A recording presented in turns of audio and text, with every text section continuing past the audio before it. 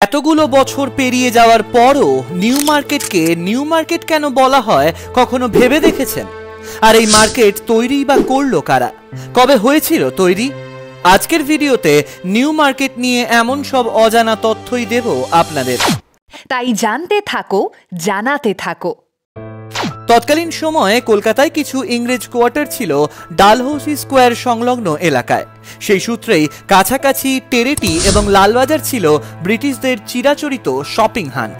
কিন্তু পরবর্তীতে কাঁসাইটোলা, ধর্মতলা ও চৌরঙ্গিতে বসতি গড়ে উঠতে থাকে।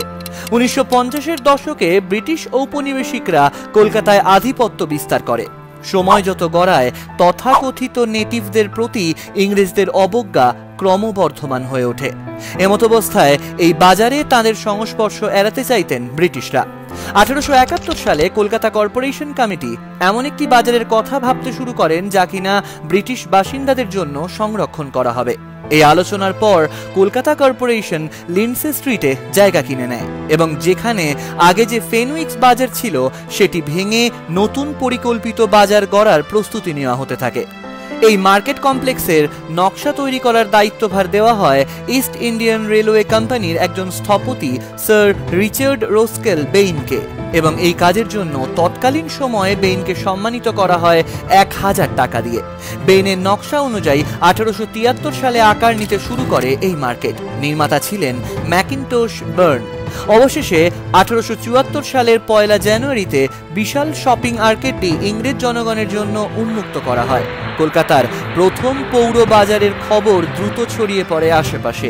কলকাতা কর্পোরেশনের তৎকালীন চেয়ারম্যান স্যার স্টুয়ার্ট হগ এই বাজার নির্মাণের পরিকল্পনার প্রতি দৃঢ় সমর্থন দেখিয়েছিলেন। পরবর্তীতে 1903-এর 2রা ডিসেম্বর এই বাজারটির আনুষ্ঠানিক নামকরণ করা হয় স্যার স্টুয়ার্ট হগ মার্কেট। পরবর্তীতে সংক্ষেপে এটিকে হগ মার্কেট বলা হতো।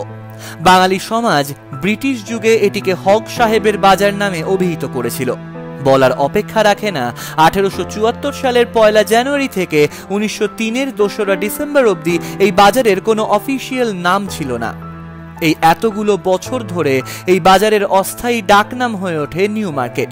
পরবর্তীতে 1985-র 13 ডিসেম্বর এবং 2011-র 20 জুলাই ভয়াবহ অগ্নিকাণ্ডের সাক্ষী হয়ে থেকে যায় এই নিউ মার্কেট। এই বাজারের দক্ষিণ প্রান্তে অবস্থিত এক ঐতিহাসিক ঘড়ি টাওয়ার, যা কিনা 1930 সালে হার্ডার্সফিল্ড থেকে কেনা হয়েছিল। সেই থেকে আজ দৃশ্যটা বিশেষ বদলায়নি। বিভিন্ন জিনিসপত্রের কয়েক হাজার স্টল নিয়ে আজও বুক ফুলিয়ে দাঁড়িয়ে স্টুয়ার্ট হগ মার্কেট তথা নিউ মার্কেট।